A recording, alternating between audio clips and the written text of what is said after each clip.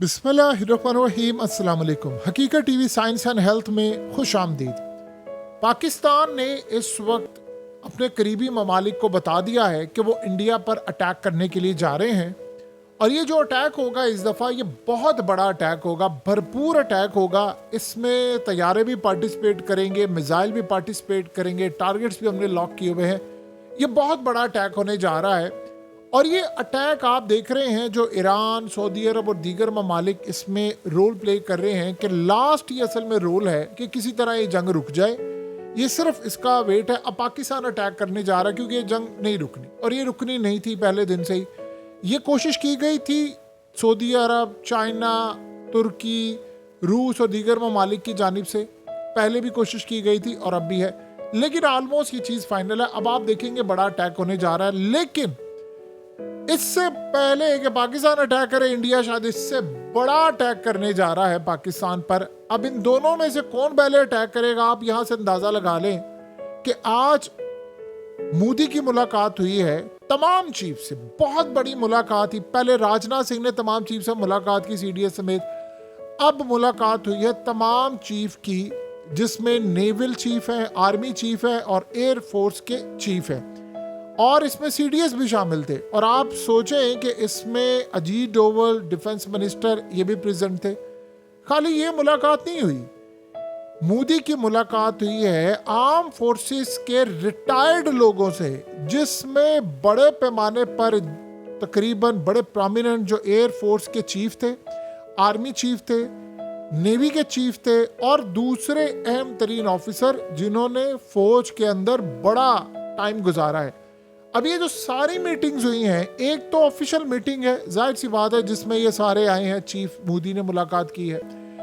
एक मीटिंग वो हुई है जो कि रिटायर्ड थे, उन सब से भी मीटिंग है, और उसमें जो चीज़ फाइनलाइज हुई है, डिस्कस ये किया गया है कि अब हम जा रहे हैं पाकिस्तान पर डिसाइसिव फाइनल अटैक करने। या आप भूल जाए इंडियन मीडिया को, जो उन्होंने कल रात तमाशा किया, F-16 गिरा दिया जी, पाकिस्तान के इस्लामाबाद आ गए, लाहौर आ गए। ये तो उन्होंने अपना पूरी दुनिया में मजाक उड़वाया है और अपनी क्रेडिबिलिटी का बेड़ागर किया है, इसके अलावा कोई और मामला नहीं था। लेकिन जो सूरत हाल पैदा हो रही है, ये भी असल में इंडिया के अंदर गवर्नमेंट की जानिब से एक डिसइंफॉर्मेशन और हाइप क्रिएट करने की कैंपेन थी, जिसमें उन्होंने मीडिया को इस्तेमाल किया है, और मीडिया ने वही कुछ कहा जो इनको पीछे से इंफॉर्मेशन आ रही थी। अब होने ये जा रहा है कि अटैक दोनों तरफ से तैयार है। आप पाकिस्तान की सूरत हाल का जायजा लेना चाहते हैं तो आप देखिए, पाकिस्तान ने भी मॉक ड्रिल्स करना शुरू कर दिए हैं, यानी पाकिस्तान के अंदर भी टेस्टिंग हो रही है, लोगों को तैयार किया जा रहा है, और इस तरह बताया जा रहा है कि अलर्ट किया जा रहा है। हमने भी ट्रेनिंग शुरू कर दी है, अचानक से सायरन बजाए जा रहे हैं, मॉल से लेकर दीगर जगहों पर हमारी भी तैयारी है। इमरजेंसी मॉक ड्रिल पूरी तरह हो रहा है। इंडिया तो ऑलरेडी हमसे पहले कर चुका है और स्टिल वो कर रहा है, लेकिन हमने भी तैयारी शुरू कर दी, क्योंकि अब जो अटैक होना है वो पाकिस्तान ने बहुत बड़ा अटैक करना है। यानी 8-10 कंट्रीज हैं जो कि सारे खेल में इन्वॉल्व थी कि यार जंग ना हो। अब पाकिस्तान ने 8-10 शहरों पर इंडिया के अटैक करना है। इंडिया ने भी हमारे जो लॉक किए हुए, इस दफ़ा वो कश्मीर वाली साइड पर नहीं रहेंगे, वो इस्लामाबाद तक आएंगे, और उन्होंने इसके बाद लाहौर में भी अटैक करना है, गुजरांवाला, चकवाल, वो भी बड़े लेवल पर अटैक करने जा रहे हैं, हम भी जा रहे हैं। तो ये अटैक होने वाला है।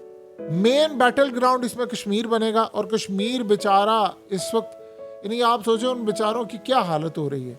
सो यहाँ से आप अंदाजा कर लें ये मेन बैटल होने जा रही। इंडिया ने उससे भी बढ़कर ये काम किया है कि एक तो आपको पता है पाकिस्तान में भी PSL गैर मुअय्यना मुद्दत के लिए सस्पेंड है, इंडिया में भी IPL है, लेकिन इस सारी सूरत हाल के अंदर जो सबसे अहम मामला सामने आया है वो है इंडिया ने नॉर्थ और वेस्ट इंडिया की साइड पर अपने एयरपोर्ट्स को क्लोज कर दिया है, जिसमें तकरीबन 24 के करीब उनके एयरपोर्ट्स हैं, जो कि 10 मई से लेकर तकरीबन 15 मई तक क्लोज रहेंगे। नोटम जारी कर दिया गया है। इसका साफ मतलब है कि आपने एयरपोर्ट्स को क्लोज कर दिया है, फ्लाइट्स नहीं होंगी, तो साफ जाहिर है कि बहुत बड़ी जंग छिड़ने वाली है, और अब ये जंग बड़े पैमाने पर है। मोदी ने जब आज वेटरन से मुलाकात की तो उनको बताया कि ये हम प्लान करने जा रहे हैं, अब हमने अटैक करना है, तो आपकी क्या राय है। तो उसमें उन्होंने बहुत सबने अपनी राय दी है कि हमें ये काम करना चाहिए, और सबकी जानिब से एक ही बात थी कि फाइनल वॉर होनी चाहिए, क्योंकि इंडिया ये बिलीव कर रहा है। देखिए, दो सूरत है। इंडिया ये बिलीव कर रहा है कि पाकिस्तान ने अटैक करना है, हम उससे पहले कर दे, क्योंकि आप सोचें दुनिया की अक्सरियत इंडिया के साथ है। एक बात तो आप अच्छी तरह समझ लें, इंडिया ने राफेल तैयारी गवाए हैं, इंडिया एडमिट नहीं कर रहा। अब ड्रोन्स का जहाँ तक मामला है, इंडियंस कह रहे हैं कि नहीं जी पाकिस्तान ने तुर्किश ड्रोन्स इस्तेमाल किए, पाकिस्तान इनकारी है। तो अब इसका फैसला होगा बैटल ग्राउंड के ऊपर कि क्या मामला। ये जो इंडिया ने पाकिस्तान के अंदर इजरायली ड्रोन्स भेजे थे, उसमें उन्होंने वाटर टेस्ट कर लिया है कि पाकिस्तान का डिफेंस सिस्टम का क्या रिस्पॉन्स है, क्या सूरत है। वो जितनी देर तक घूमता रहा, जाहिर सी बात है वो वीडियोस भी बनाता रहता है। तो इस सारी सूरत हाल में जासूसी का काम भी अंजाम दिया और बहुत सारी चीज़ें दी। इंडिया अब अटैक करने के लिए तैयार है और पाकिस्तान भी अटैक करने के लिए मुकम्मल तौर पर तैयार है। तो दोनों अटैक करने के लिए तैयार है। अब देखना ये है कि पहले अटैक कौन करेगा, कितने बड़े पैमाने पर सूरत हाल ये होती है, ये चीज़ अब देखने वाली है। 12 तैयारियां हो चुकी हैं पूरी, और इसमें अब नुकसान कितना होगा, क्या मामला होगा। जाहिर सी बात है पाकिस्तान के अंदर अवाम की जानिब से शदीद प्रेशर है कि भाई हम इंडिया को जवाब दे क्यों नहीं रहे हैं। हमारे पास मिसाइल है, हमारे पास चीज़ें। हमने कहा कि भाई उनके पृथ्वी आए थे, उन्होंने हम पर मिसाइल मारा, हमने उसको रोक लिया।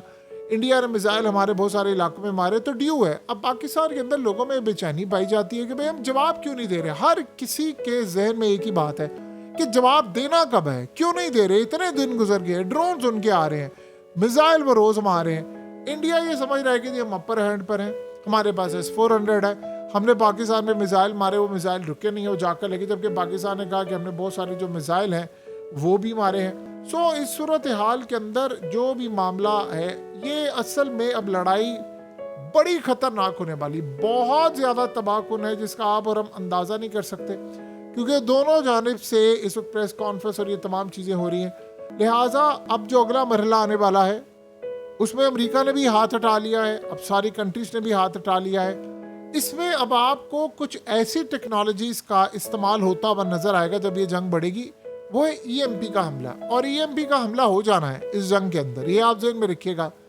उसमें ये पॉसिबिलिटी होगी कि आप ये सोचिए जब EMP का हमला होगा तो एक मुल्क दूसरे मुल्क का सिस्टम जैम कर देगा, उनके मोबाइल सिग्नल्स चले जाएंगे, ब्लैकआउट हो जाएगा, उसके अलावा और बहुत सारी सूरत हाल हो जाएंगी। यानी आप सैटेलाइट से लेकर तमाम चीज़ों से महरूम हो जाएंगे।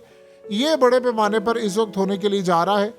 और साइबर हमले भी होंगे। देखिए इस वक्त जितने ममालिक ने कोशिश करनी थी जंग बंदी की वो कर ली, वो ख़त्म हो गई है, ये जंग नहीं रुकने वाली। तो अब EMP का हमला भी एक दूसरे पर होगा, जहाज़ गिराए जाएंगे। मिसाइलों का जहाँ तक मसला है, इंडिया के अंदर बड़े पैमाने पर पाकिस्तान ने इस वक्त टारगेट अपने लॉक किए हैं और मिलिट्री टारगेट्स बड़े पैमाने पर लॉक हैं। पाकिस्तान भी लॉन्ग रेंज मिसाइल इस्तेमाल करेगा, जाहिर सी बात है इंडिया ने भी इस्तेमाल करने हैं। और हम कोशिश ये कर रहे हैं कि इस सूरत हाल में जो अवाम, जाहिर सी बात है उनका प्रेशर है, कि उस प्रेशर के तहत अब जो डिमांड उनकी आ रही है कि हमला इस तरह का करें कि जिसमें S-400 को भी बाईपास किया जाए। तो ये सूरत हाल बड़ी अहम होगी, देखने वाली। देखिए अगर तो S-400 को बाईपास कर लिया तो आप ये सोचें, इंडिया ने अभी कहा है ना कि कश्मीर में पाकिस्तान ने ड्रोन्स 400 भेजे, हमने सारे गिरा दिए। पाकिस्तान ने कहा हमने भेजे ही नहीं है। लेकिन एक बड़ी अजीबोगरीब सूरत हाल है जो इंडिया अभी तक बता नहीं पा रहा। देखिए ड्रोन्स अगर हमने भेजे हैं तो आप ये तस्वीर देखिए, अगर इसराइल का ड्रोन हमारे यहाँ पर आया है तो हमने दिखाया ना दुनिया को कि भाई ये ड्रोन्स आए हैं। तो हमारे 400 में से यार 1 को 2 3 4 कुछ तो ड्रोन्स आप दिखाएंगे ना दुनिया को कि भाई ये तुर्किश मॉडल था, ये है, वो कहाँ पर है, और आप उसको भेजें, आप इंटरनेशनल सतह पर भी भेजें, आप बताएं। वो ड्रोन्स अभी तक मिसिंग है। ये जो हमला होगा इस दफ़ा, उसमें बड़ी ऐसी ड्रोन्स, ये तमाम चीज़ें, बहुत कुछ इसमें इस्तेमाल होगा। तो ये जो प्रैक्टिस होने वाली है इस दफ़ा, यानी आप समझ लें जब ईरान ने हमला किया था इसराइल पर, उन्होंने हमलों का स्टाइल ही बदल दिया है। ड्रोन्स, मिसाइल और तमाम चीज़ें।